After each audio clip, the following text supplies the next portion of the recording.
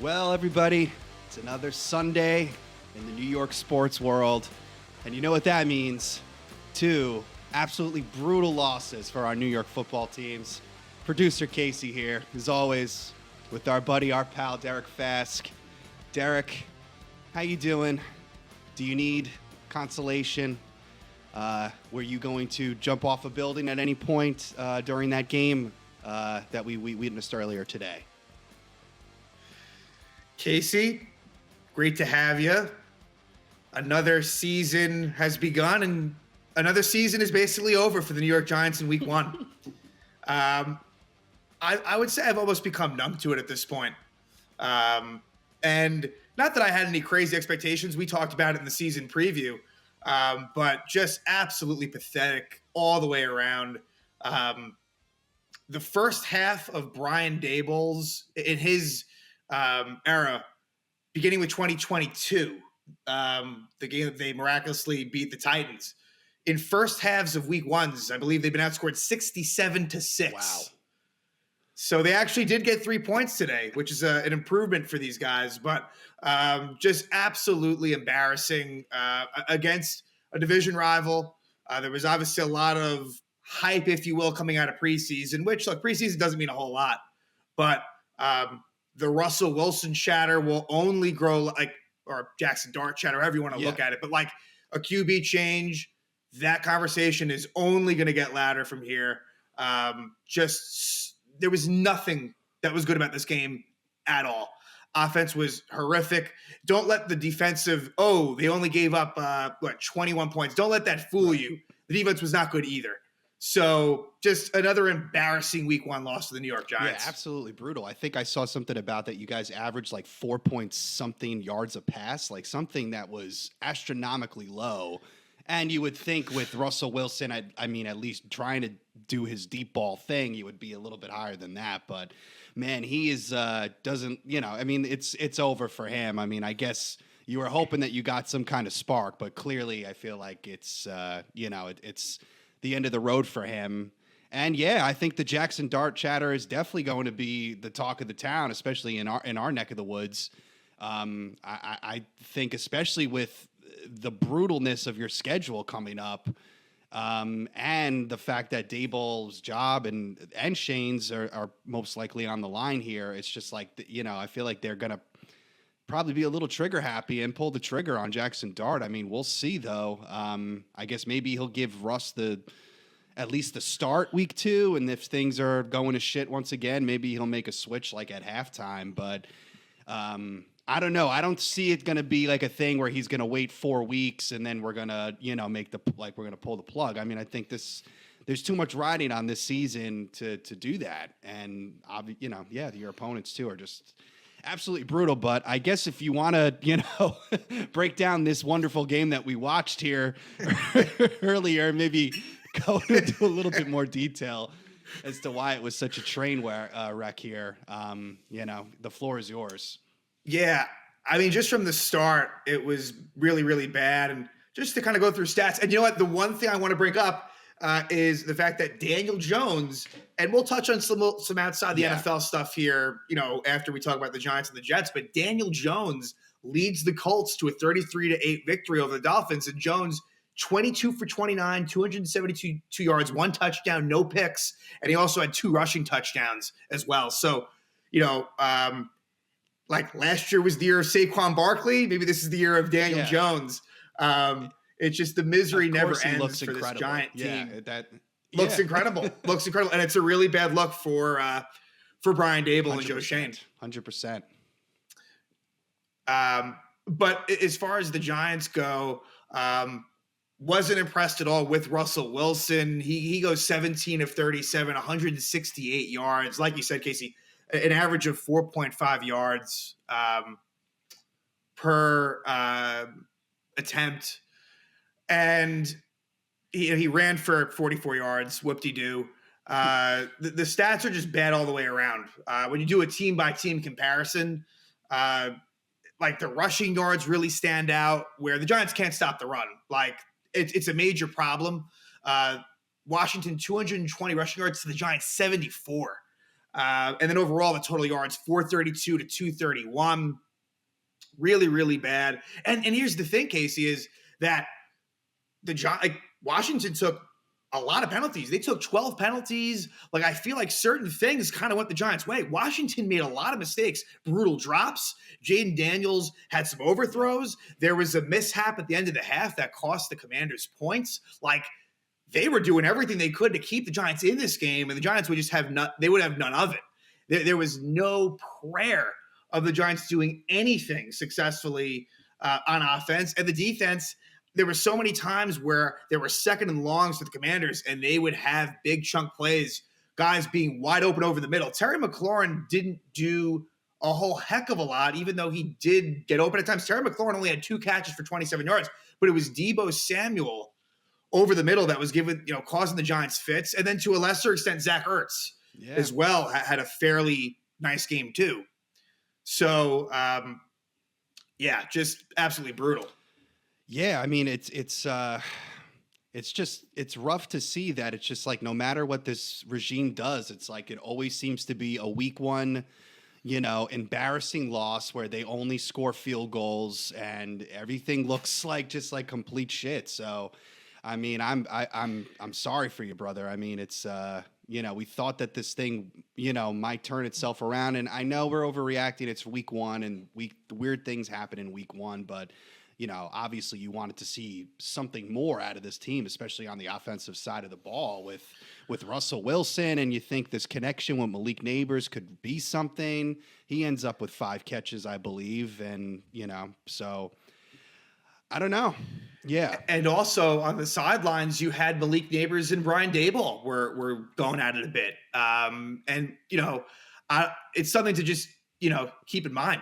And I know Daboll was trying to like dap him up, and Neighbors just wasn't feeling it. So yeah, you also don't. I was going to say, I'm sure this whole Daboll energy and regime, I'm sure it's wearing very thin for a lot of these players right now, especially Malik Neighbors, who's now kind of seen it now for the last year. Yeah, right. And all the promises that I'm sure that were made to him about how things were going to turn around this year and stuff like that. So yeah, just a very aggravating loss, because I know you and I had talked about that this could have been the game that the Giants could have stole out of this little brutal stretch here. And a lot of people, in the betting world too, kind of felt the same way. A lot of people were high on the Giants, obviously because of the defense. But, as you kind of alluded to earlier, the defense really didn't show up, I guess, in the way that you were expecting. No, they weren't great. And it starts out where Washington has to punt on their first drive after they get a first down, but it ends up on a bad drop by Zach Ertz. Like, that was headed. Like, I looked at that first drive and said, okay, we got lucky, but it didn't look good. Then the Giants come up with an ugly, disgusting 3-and-out on offense that provides nothing. And it was it was a reminder of years past that nothing's changed. And then Washington puts together a very easy 8-play, 89-yard drive to go up 7-0 in the first quarter and ended off in a Zach Ertz 7-yard touchdown. And this was after a few plays before where Micah McFadden, Giants inside linebacker, that gets hurt in the play. And it looked really bad. They had to bring the card out, had an air cast. I'm hoping it's not a season ender, but it did not look good. And Giants don't have a whole lot of depth at that position, so Darius Muasau had to come in and right away on that Ertz touchdown. Washington takes advantage of that replacement. But I want to talk about the second quarter and what an absolute joke. The Giants go on a 16-play, 76-yard drive, which results in a field goal. Just to kind of cut to the chase, I mean, as far as them getting there, want to give credit to Wan'Dale Robinson. Feel like he was one of the more noticeable players in this game. I actually didn't think that him and Russell Wilson would have the greatest rapport, but there's a lot of quick game to Wan'Dale, for better or worse. But the Giants end up getting into a decent field position, and are kind of actually bailed out by a penalty that would have actually caused the Giants to lose the ball on downs as we go from the first quarter to the second quarter. So in essence, like, the Giants had goal to go, like 7 plays in essence of goal to go, and they could not get a touchdown. It ends up being first and goal at the 1. and they end up losing a yard within those 3 plays. And they settle for a fucking 21-yard field goal. And I know that it was ugly. I know it was bad, but it's like, that's not settling for 3 there is not going to get you anywhere. Like, you needed touchdowns. Let Washington go 98 yards down the field.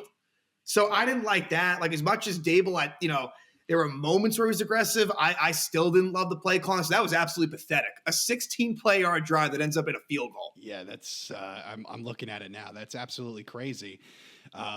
Yeah, but it's just kind of like, what we're alluding to earlier is just that this Dayball thing, just, I don't know. It's not working. I don't know what's going on there. It's rough, and it doesn't look like the second half was all that much better for you guys. No, definitely not. And you kind of, they trade some 3-and-outs, both teams, and the Commanders by the end of the first half put up another touchdown. And there was a stretch of time where you had a couple of sacks by Brian Burns. Like, Abdul Carter in his debut looked pretty good. Like, wasn't amazing. He does pick up a half sack, and there was also a pump block as well for Carter. So using him in special teams too. And when he was in there, a lot of the times he was actually in the middle of the defense, not on the edge. Sometimes he was, but there were certain packages where he would be lined up next to like Dexter Lawrence. So there was some bright spots, but I still didn't think that it was anything overly amazing. But Washington ends up getting a touchdown on a Krosky Moret, the rookie running back for the Commanders. He gets a 6-yard touchdown to give the Commanders a 14-3 lead. And then, like I alluded to earlier, Washington kind of left some points on the board at the end there. They had used up all their timeouts. So what ended up happening was, at the end, Jaden Daniels was called for intentional grounding, and there was a 10-second runoff, and there was less than 10 seconds left. So it was somehow only 14-3. And like you said, Casey, second half was not any better. As the Giants come out, they couldn't establish any running game. It was very disappointing. The offensive line was horrible. No Andrew Thomas hurts a lot. So James Hudson, who was in for him, did not look good. And it wasn't just him, though. The rest of the line was shit. Russell Wilson didn't have a whole lot of time to throw, but I also felt like Russell Wilson, I know that like his height has never changed, but just in watching it, like he can't see the field. He can't see the middle of the field. And he feels very limited. And that was my concern previously, is that like if the deep ball's not working, like I don't know what there is that he's going to bring. Like he's got a little bit of scramble ability now, but not like he used to. So I just don't think Russell Wilson is going to, especially this type of Giant team that has a lot of problems around him. I don't think he's going to be able to, if he had a good offensive line and could just sort of be a game manager and play smart football, that's one thing, but he can't overcome the deficiencies around 100%. Him, which is obviously a major concern. Yeah, definitely a major concern. And, he, I guess, had that type of experience that you were just talking about in Pittsburgh, having more of a reliable, obviously a more reliable organization overall. And obviously the offensive line was much better than what he's dealing with now. So, yeah, he can't overcome any of that stuff. He's an ancient fossil at this point in NFL years. So, yeah, I mean, let's see if this Dart thing happens, man. I mean, you got Dallas coming up here in the early block, 1 o'clock block. You're going to be there at Dallas. I mean, just kind of looking ahead here, do you feel like it's can the Giants maybe pull out a miracle here? I guess I'm just curious about your thoughts. I don't feel great about it. Yeah. I really don't.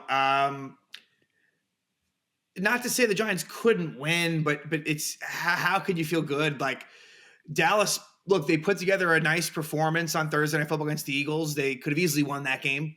And so they have a little bit of extra rest too, which probably helps.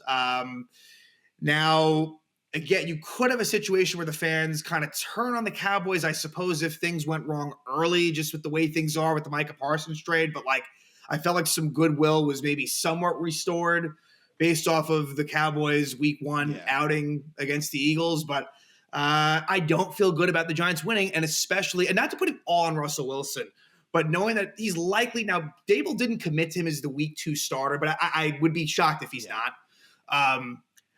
I don't have a lot of confidence that they're going to win in week 2 based on what I saw in week 1. It's going to be rough, man. It's going to be rough. And, things don't look that much better on my side of the New York football sports world with the Jets. Going down to the Pittsburgh Steelers, 34-32. Now, look, it's one of those dilemmas, right, in sports with, being a big fan of a team, right? There's always like, would you have rather gotten blown out by 20 points and not even been particularly close and just have lost? Right. You and I have the juxtaposition. Right, exactly. Or do you want to lose the heartbreaker in, a 60-yard field goal essentially beats you in the last minute of the game? I guess you do want the one that I experienced, a few hours. It hurts, but in a lot of ways it hurts more. But in a lot of ways it hurts more, especially because the way that everything went down at the end of the game, it was just such a typical Jet loss. And there was so many positives to take out of this game. As a Jet fan, I do think that Aaron Glenn definitely has a sense of control over this team, way more disciplined than they were under Robert Saleh. We were number one in pre-snap penalties last year, much less this game, although there were a couple scuffles with the Steelers from time to time just because Jalen Ramsey was yapping and chirping, and I know Simpson got into some trouble as well here, but yeah, I mean, the run game was strong. I mean, Breece Hall looked great. I mean, it might have been one of his best games that I can recall, especially since the injury that he experienced in Denver. He looked great. A lot of concerns with Elijah Vera Tucker being out once again for the season and having to move around the offensive lineman, but I really think that the guys did a pretty good job overall with, establishing an identity, and Justin Fields making the throws when he needed to make them. I mean, clearly there is some kind of connection with Garrett Wilson there from their Ohio State days. They seem to be locked in. Garrett Wilson played pretty well overall. A lot of people are blaming him for the thing that happened at the end of the game where Jalen Ramsey hit him. But, I mean, that looked like kind of just like a perfect hit, and it didn't look like he could have done much about it. So I'm going to give him a pass on that. But I know Jet Twitter and stuff like that has been giving him shit already. But that's the thing. It's like, we go up and we're looking strong. We're actually kind of carving up this defense with the run game. We're up, and then Xavier Gibson goes ahead and fumbles. He was the hero. If Jet fans remember, he was the one that returned the punt when we beat Buffalo after Rodgers went down. So he's a little bit of like people like him in the Jet fandom world to an extent. But of course, he drops the fumble, especially the kick return, and gets the Steelers right back into the game. And it just was like, I don't know. Once that happened, my stomach dropped. I'm just like, this fucking team again, dude, is going to burn us. And then I think it was in 2 plays, Rodgers throws a touchdown. Now they're up. Yep. Now we're like, okay, great. What are we gonna do? So I mean, it was super aggravating. Look, and all that being said, even with these mistakes I'm talking about, it was a 60-yard field goal that kind of was the difference maker in this game. But just a rough go around with things. Obviously, in the first quarter, we scored the touchdown, and then Folk misses the extra point, but we get a lucky flag, so then we decide to go for 2, which I understand you want to do in that situation. And, Glenn comes from the Dan Campbell world.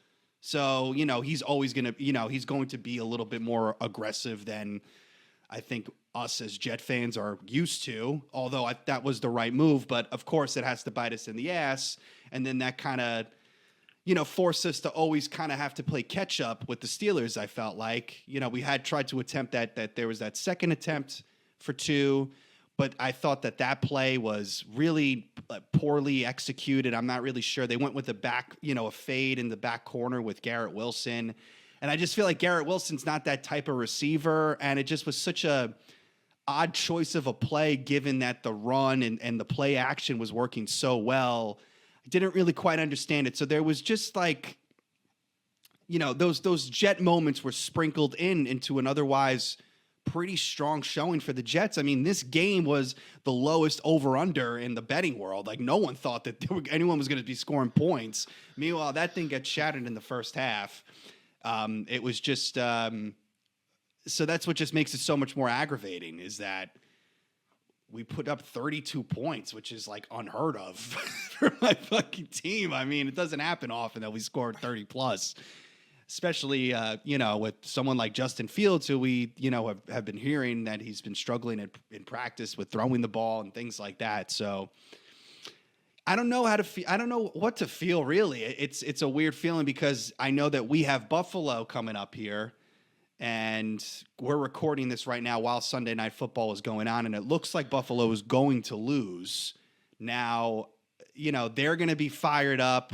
I mean, hopefully we could take the energy from this game and use it for that, but, we'll see. That's a division matchup. That's going to be wonky, but it just fucking hurts, dude, that we lost to Aaron Rodgers, man. And of course, he had to have a pretty solid game. I mean, 4 touchdowns, not 300 yards, but pretty close to it, I believe. Of course, he had to do, he had to look pretty good. And of course, he had to be on the winning side. And then he gets to fucking curse out everybody. He gets to have his press conference moment where he's like, I'm glad, I'm every Jet I'm related to, whatever the fuck he said. I don't even remember anymore. Now I'm getting pissed. So now, glad to be the Jets. And everyone that's associated with the Jets. So, it's just tough. And I mean, we have some Jet fans that we're friends with that have expressed their optimism with how the things went. And I know I was just kind of talking about that as well. But again, it's just like the things that define us as the New York Jets, they just find a way to creep into these games and then we fucking blow it. You know what I mean? We should have been cruising away with this game. And then we have stupid mistakes. I mean, we had 12 men on the field at one point and totally gave the Steelers extra time, more chances for on the drive. So just some frustrating things, but I guess I should be happy. As happy as I can in a loss, it's gotta be, I guess. It's got to be tough. I mean, just looking at things and was able to catch I felt like I was able to catch some of the key moments, but also more sort of looking at it from a box score perspective, which does not give you context, but it really seems like the key differences is the one turnover that occurs in the whole game, that fumble by Gibson, which leads to a Steeler touchdown. And then, like you had said, Casey, the missed extra point by Folk, which then leads to the missed 2-1 conversion. Now, it would have almost hurt more if Folk made the extra point and then you missed the 2, but same result. And then you try to make it up again later on the failed 2-1 conversion after you're up 32-31. So that hurt to basically have lost. You essentially lost 2 points there. So even let's say everything else was the same, it would have then been a tie game. Exactly. 34-34. And we see what happens from there. So it just seems like just the small little details, the one turnover and then the 2 misses on the 2-1 conversions end up kind of being the difference. Yeah, exactly. And it's frustrating, but again, I guess trying to spin this in a positive light as a Jet fan, I guess I'm glad to see that there wasn't as many pre-snap penalties. It seems like I do like Glenn's vibe, so we just have to carry this over. I'm glad to see that my boy Ruckert got involved a little bit today. 2 catches, 16 yards. But I mean, really, it was just Garrett Wilson today in terms of the receiving world. It was 7 catches for 95 yards in the score. Brees had a couple 2 for 38. That's pretty solid. So yeah, it was like the Brees and Garrett show, which I guess we're gonna be expecting a lot more. But I gotta also just say this quick because I was just talking positive. But hold on, let me pump the brakes for a second.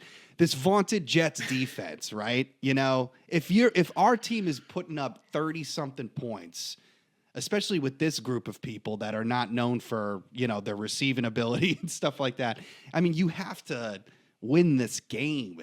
And sometimes as a Jet fan, it's like all I hear about is how our fucking defense is so elite and Sauce Gardner and whatever. I mean, I know he played well today. It's not like on him and stuff like that. And I know Quinnen did his stuff.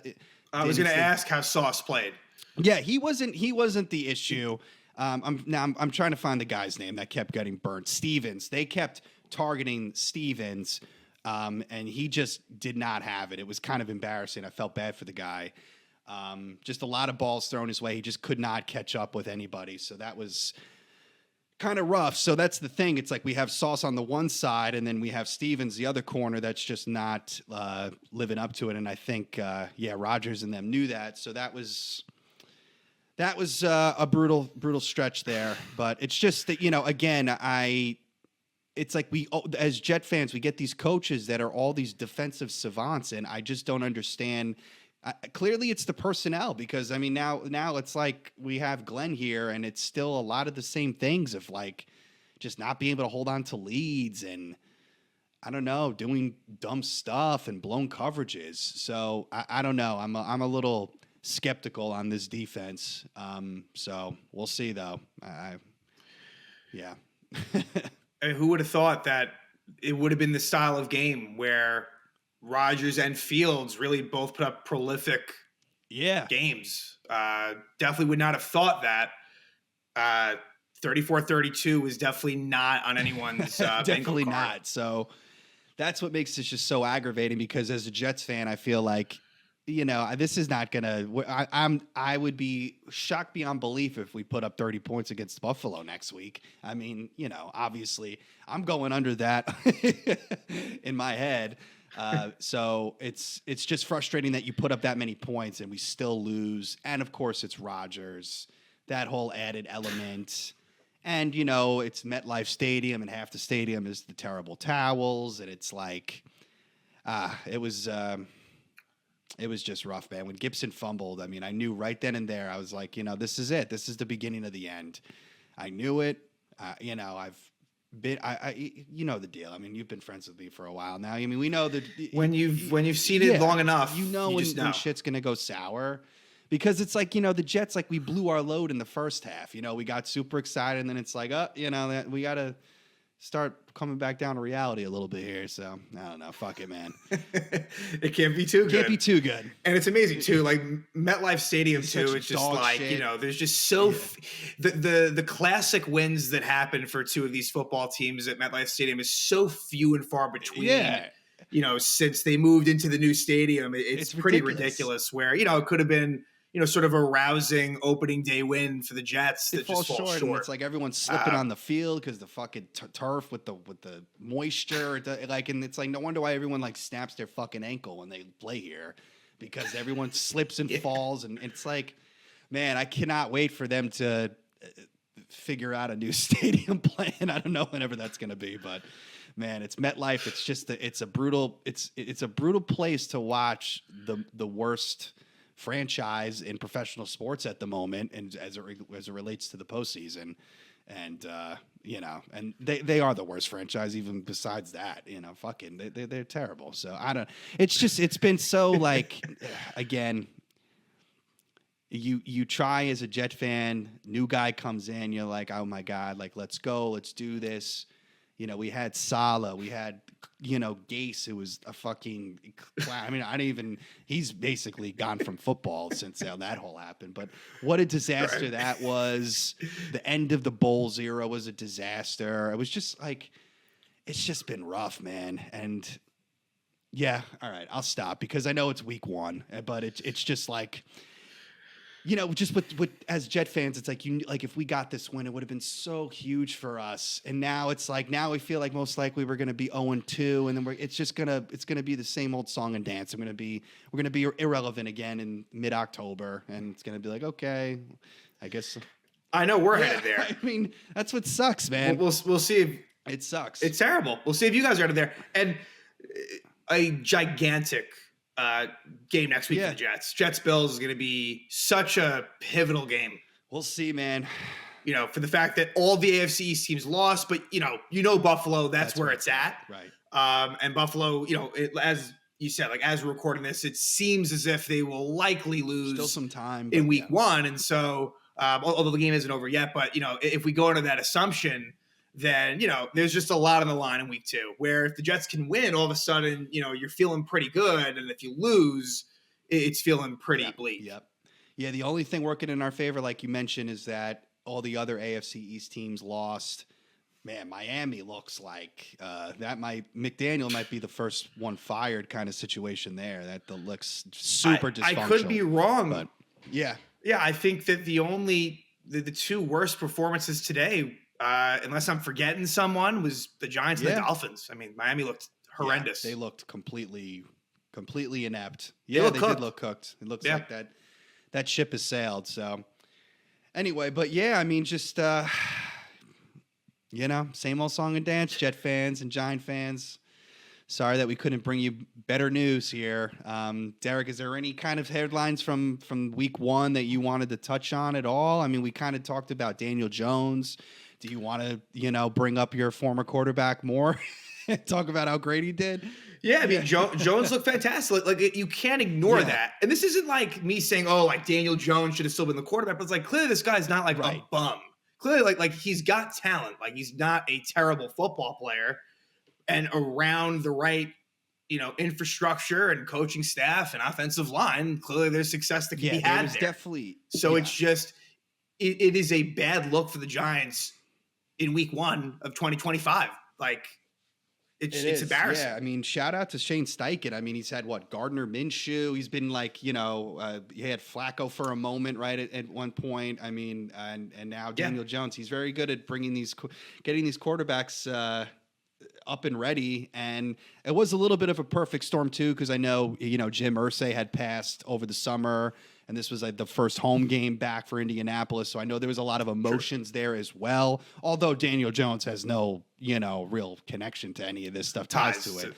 So, but maybe just the atmosphere, I'm sure that whatever, all of it factors in here, but good for him, man. I'm happy that, I'm happy for him that he can have a statement win like that and show that he's, belongs to an extent here, But yeah, I guess as a Giant fan, maybe you're not that thrilled about that. But yeah, and you know what? For Daniel Jones, like, look, I have nothing. Like, I like Daniel Jones, just like as a person. Like, I have nothing. There is no like, oh, I hope he does really bad. I don't feel that way about him. I kind of hope he does. Like, I'm not like going out of my way rooting for him, but like, yeah, everything being equal, I'd like to see Daniel Jones succeed. I feel like was just a stand-up guy and just didn't work out, but.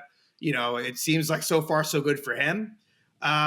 Just a couple other games to me that stand out, and we had touched on Cowboys Eagles, but like Chiefs Chargers in Brazil, like the fact that the Chargers were able to win that game, a game that normally in that matchup the Chiefs find a way to win. Could there be, and probably not, but could there be a changing of the guard in the AFC West? The Chiefs are the only 0-1 team. Each, Chargers, Broncos, and Raiders all win.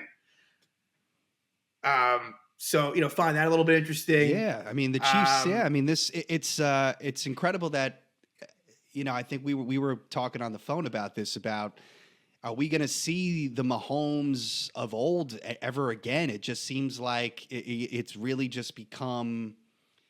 I mean, he's putting up, good numbers, I guess, but in terms of Mahomes standards, it's nowhere near what he was doing. And you just wonder if it's kind of like, the Golden State Warriors had to go through this to an extent. It's kind of like the end of the road here. I mean, Kelsey kind of looks like a shell of himself as well. So, yeah, you wonder if they're ever gonna, I guess, hit those highs. Doesn't help that Rashee Rice is out, and now.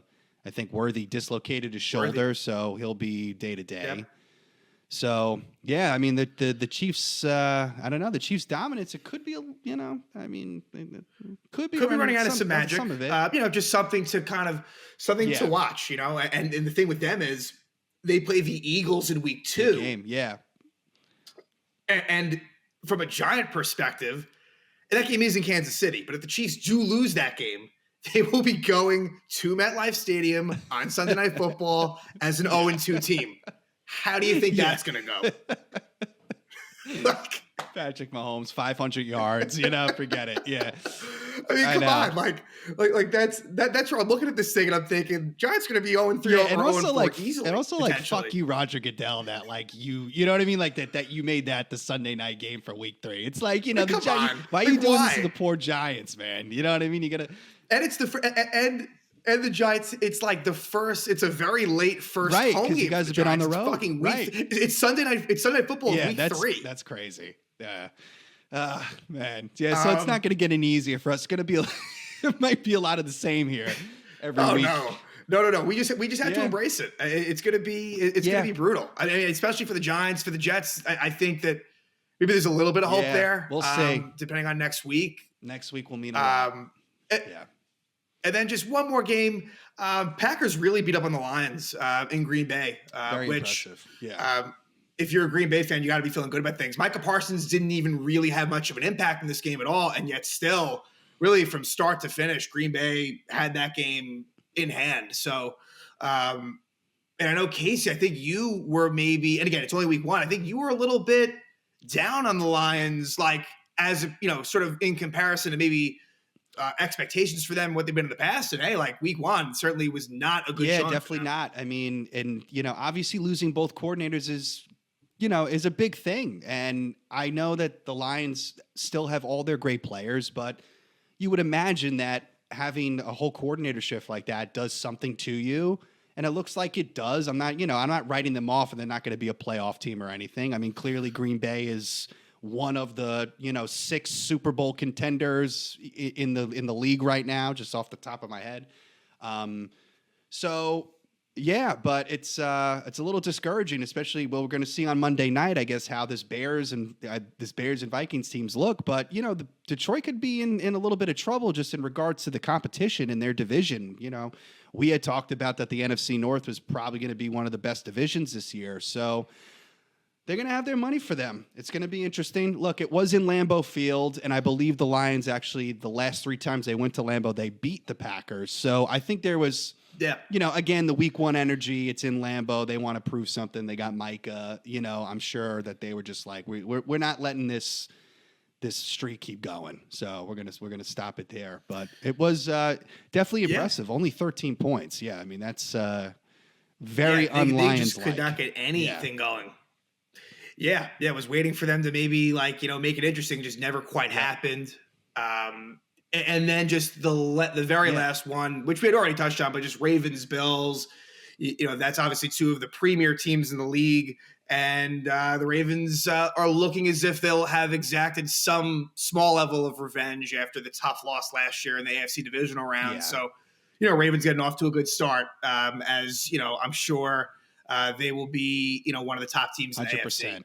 Yeah, it's They look like they're on a mission. Derrick Henry already looks amazing right off the bat. Again, he's incredible. Everyone always writes him off every year. So, let's just wait till it happens before we start trying to call that, because that guy's a special player. Yeah, seriously. Sure. He is one of those running backs that just doesn't really